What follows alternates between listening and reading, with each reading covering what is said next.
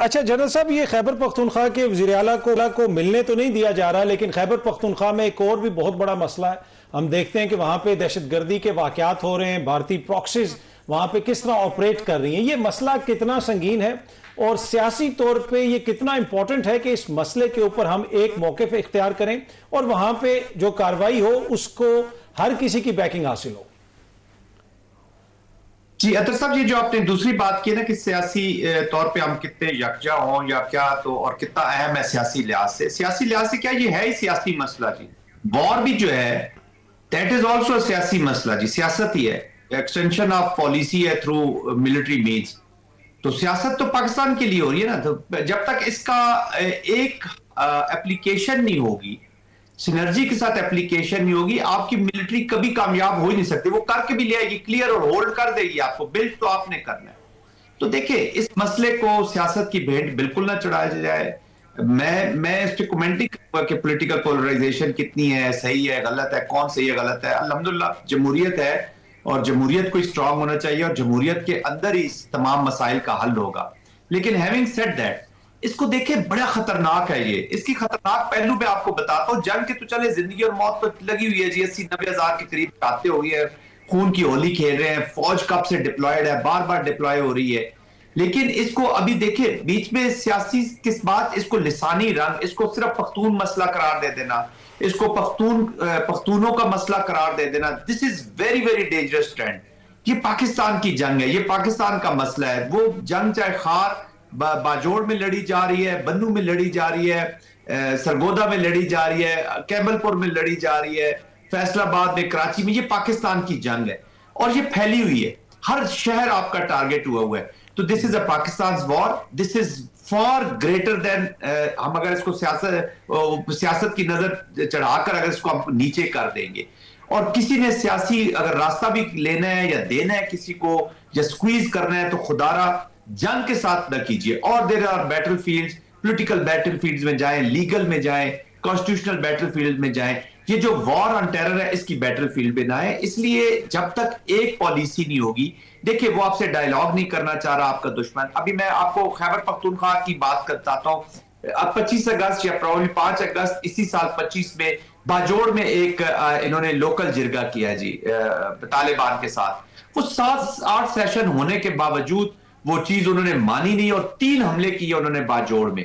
کہنے کا مقصد یہ ہے کہ انہوں نے یہ جو اپلیکیشن ہے پاکستان کی امپلوژن کے لیے کر رہے ہیں، پاکستان کو سبسروینٹ اسٹیٹ بنانے کے لیے کر رہے ہیں اور پاکستان کو کہتے ہیں نا کہ ایک پورے ایک امبیرسمنٹ کرنے کے لیے کر رہے ہیں. دس از ناٹ کہ یہ پختونستان کے پرابلم ہو جائے گی یا بلوچستان کا ہو جائے گا. تو اس کے حل کے لیے تو دیر از نو وے آؤٹ. اس پہ تو آپشن ہی نہیں، ہم ڈسکس ہی نہیں کر سکتے کہ جی سینرجی کے بغیر ہم اس کو کیسے حل کریں گے. دیر از نو آپشن. پالیسی نہیں بن سکتی، آپ کاروائی بھی نہیں کر سکتے. تو آئی تھنک پروڈنس کریں، آگے بڑھیں اور آئی تھنک گورنمنٹ کو بھی چاہیے، اپوزیشن کو بھی چاہیے کہ وے فارورڈ نکالیں. جنگ جیت لیں گے تو باقی ساری چیزیں یہاں پہ ہوتی رہیں گی، ورنہ پھر سیاست آپ کو پتہ ہے آپ جلسہ بھی نہیں کر سکتے جی. آپ کو کمپینز یاد ہوں گی خیبر پختونخوا کی، وہ عوامی نیشنل پارٹی کے لوگ جس طریقے سے ٹارگٹ ہوئے، تمام پارٹیز کے لوگ ٹارگٹ ہوئے. تو ہمیں بھی اتنا ہی دکھ ہوتا ہے. بلوچستان میں ہمارے اتنے خوبصورت پولیٹیشنز کے دھماکے ہو رہے تھے، تو کیا ہم نے سیاست بھی خون والی سیاست ہی آگے کر دی ہے؟ تو سیکیور پاکستان ہوگا، سیکیور ریاست ہوگی تو ہر چیز سیکیور ہوگی. یہ جو 60% ہمارا جو یوتھ ہے نا جی، یہ ہمیں یہ نان سینس لینے کو تیار نہیں ہے جو ہم کر رہے ہیں whatever we are doing. چلیں میں ذرا حذیفہ صاحب سے ایک اور چیز بھی پوچھنا چاہتا ہوں. حذیفہ صاحب، آپ کی حکومت نے مطالبہ کیا ہے برطانیہ سے کہ شہزاد اکبر صاحب کو اور ایک میجر ریٹائرڈ عادل راجہ صاحب ہیں ان کو ہمارے حوالے کیا جائے، اور باقاعدہ طور پہ محسن نقوی صاحب نے جا کے ایک فائل حوالے کی ہے برطانیہ کی ہائی کمشنر کے، اور اس کی ویڈیو بھی بنی اور وہ ویڈیو بھی ٹی وی وغیرہ پہ بھی چل رہی ہے. اب آپ کو لگتا ہے کہ برطانیہ کی حکومت آپ کے ساتھ تعاون کرے گی؟ کیونکہ ماضی میں پاکستان کی حکومت ان سے مطالبہ کرتی رہی ہے کہ میاں نواز شریف صاحب کو ہمارے حوالے کریں، اسحاق ڈار صاحب کو ہمارے حوالے کریں، الطاف حسین صاحب کو ہمارے حوالے کریں، میاں صاحب کے صاحبزادوں کو ہمارے حوالے کریں. تو ماضی میں تو کبھی بھی انہوں نے ریکویسٹ پاکستان کی نہیں مانی. اس دفعہ ایسا کیا مختلف ہے جو آپ سمجھتے ہیں کہ ان لوگوں کو آپ کے حوالے کر دیا جائے گا؟ جی بہت شکریہ. سوال آپ کا میں سمجھتا ہوں 2 حصوں میں ہے. ایک تو یہ ہے کہ میرا نقطہ نظر کیا ہے، اور دوسرا یہ کہ میری خواہش جو ہے وہ ظاہر ہے تکمیل ہو نہ ہو یہ اور بات ہے. ہوگا کیا؟ میں دونوں آپ کو بتا دیتا ہوں. دیکھیں ایک تو فرق یہ ہے کہ مرزا شہزاد اکبر اور عادل راجہ کے متعلق ہمارا کیس یہ ہے کہ برطانیہ کی سرزمین پاکستان کے خلاف استعمال ہو رہی ہے, اور یہ جو 5th جنریشن وار ہے اس میں جس طریقے سے وہ شرمگیزی جو پھیلاتے ہیں, جس طریقے سے افواج پاکستان اور باقی پاکستان کے اداروں کے خلاف وہ غلط معلومات جو ہے وہ پھیلاتے ہیں, اس سے ظاہر ہے پاکستان کے اندر جو ہے پاکستان کی سلامتی کو ظاہر ہے وہ انسیکیور کر رہے ہیں, اور وہاں بیٹھ کر دشمن کو ایجنڈے کی تکمیل کر رہے ہیں. اور برطانیہ جو کہ ہمارا ایک دوست ملک ہے, ہم سمجھتے ہیں برطانیہ سے ہمیں توقع ہے کہ وہ کم از کم وہاں ٹھیک ہے کوئی سیاسی اسائلم لے اور بات ہے, کوئی سیاسی ایکٹیوسٹ وہاں جا کر رکے اور فنڈامنٹل رائٹس کی بات کر رہا ہو کہ میرے فنڈامنٹل رائٹس پاکستان میں انسیکیور ہیں, اس لیے میں برطانیہ میں آ کر سیاسی پناہ لے چکا ہوں. لیکن اگر برطانیہ میں بیٹھ کر ڈیلی صرف پیسے کمانے کے لیے ویلاگز کرے, غلط معلومات ہوں, عادل راجہ کو تو ظاہر کورٹ نے جو ہے وہ بریگیڈیئر راشد کے کیس میں جرمانہ بھی کیا, ساری چیزیں ہوئیں, تو یہ ہمارا بیسک کیس ہے, اسی لیے جین میریٹ سے وزیر داخلہ ملے بھی. لیکن اگر آپ مجھ سے کہیں کہ حذیفہ صاحب یہ الزام تو الطاف حسین صاحب پہ بھی تھا کہ وہ وہاں سے اس قسم کی تقاریر کرتے ہیں جس سے اشتعال پھیلتا ہے, مقدمات بھی درج ہوئے, اسی قسم کے الزامات تو ان پر بھی تھے. جی میں وہی کاظمی صاحب میں وہ کہہ رہا ہوں کہ اب یہ تو میں نے اپنا نقطہ نظر آپ کے سامنے رکھ دیا. اب ہوگا کیا, جو برطانیہ کا ایک سابق جو ان کا ہمارے پاس ایک ٹریک ریکارڈ ہے صاحب کا, اس سے تو یہ لگتا ہے کہ وہاں فنڈامنٹل رائٹس کی بہت آزادی حاصل ہے, اور ظاہر ہے اس طرح کے کیسز مختلف حکومتیں بھیجتی ہیں, لیکن برطانیہ سے اس گراؤنڈ پر کسی کو پاکستان لانا انتہائی مشکل اور انتہائی ایک دقت آمیز مرحلہ ہوگا. لیکن ظاہر ہے ہم ایک ایفرٹ ضرور کر رہے ہیں, لیکن چونکہ آپ نے مجھ سے انڈیپینڈنٹ رائے پوچھی اور برطانیہ کے ٹریک ریکارڈ کو بھی سامنے رکھا, الطاف حسین صاحب کی بھی آپ نے ایگزامپل دی, بالکل برطانیہ کو ماضی میں بھی ریکویسٹ کی گئی تھی, لیکن چونکہ برطانیہ یہ کہتا ہے کہ ہم فنڈامنٹل رائٹس کی پوری دنیا میں چیمپئن ہیں اور زیادہ اظہار پہ ہم کمپرومائز نہیں کرتے, اور صرف اس وجہ سے کہ کوئی شخص یہاں بیٹھ کر آپ کی حکومت کو کرٹیسائز کر رہا ہے, ہم اس کو جو ہے اس گراؤنڈ پہ آپ کے حوالے کر دیں.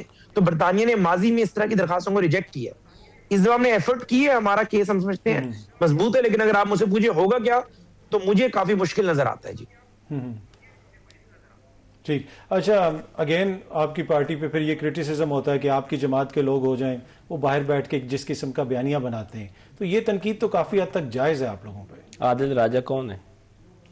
آپ کی جماعت سے ان کا تعلق ہے کیا ہے؟ ہماری جماعت میں پوچھ رہا ہوں آپ سے, یہ تو شہزاد اکبر صاحب کا آپ کی جماعت سے شہزاد اکبر صاحب تو پاکستان تحریک انصاف میں رہے ہیں, چلیں وہ تو بات کسی حد تک درست ہے, لیکن شہزاد دوسرے عادل راجہ صاحب جو ہیں آرمی کے کوئی ریٹائرڈ آفیسر ہیں جہاں تک مجھے پتہ ہے ان کے بارے میں.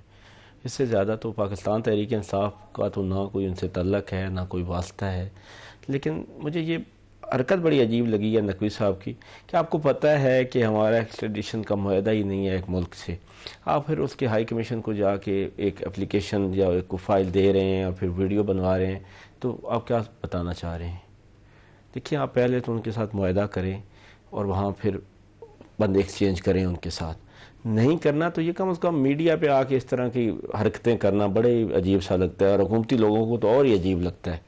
تو میں اتنا کہوں گا کہ لائیں اگر کوئی بندہ ان کو ریکوائرڈ ہے اور کسی ملک کا قانون اجازت دیتا ہے تو بے شک لیں, ہمیں تو اس سے کوئی ممانعت نہیں ہے. اچھا, لیکن ایسی حرکتیں تو نہ کریں. ٹھیک ہے, اگر آپ کی ملاقات نہیں ہوتی تو پھر کیا آپ کا پلان؟ دیکھیں, ہمارے پاس کیا وے فارورڈ ہے, ایک ہی ہے کہ ہم اپنی کنسٹیٹیوشنل حدود میں رہتے ہوئے احتجاج کریں, اور یہ کوئی بھول جائے کہ احتجاج نہیں ہوگا. احتجاج ہوگا, مزاحمت ہوگی اور مزاحمت جاری رہے گی.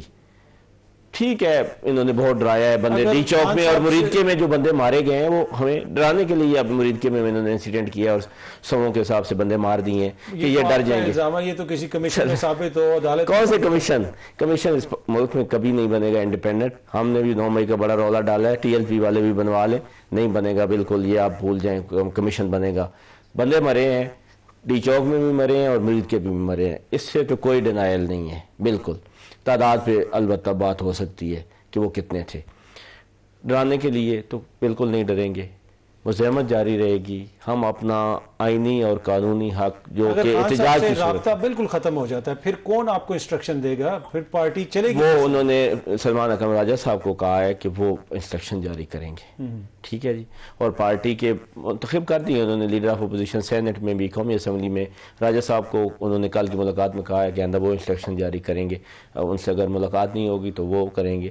चेयरमैन साहब भी हैं, मिस्टर गौ साहब हैं, पार्टी चलेगी, एहतजाज होगा, मुज़ाहमत होगी, और देखें फिर हुकूमत जो है इनका जो रवैया है, जमहूरियत तो ये वैसे ही भूल चुके हैं क्योंकि उन्होंने सिस्टम ही अपना हाइब्रिड बाकायदा तौर पे कर दी है, हाइब्रिड प्लस है अब तो। चले एक छोटी सी ब्रेक लेते हैं जी, ब्रेक से वापस आएंगे तो यहीं से पूरे सिलसिले को आगे बढ़ाएंगे।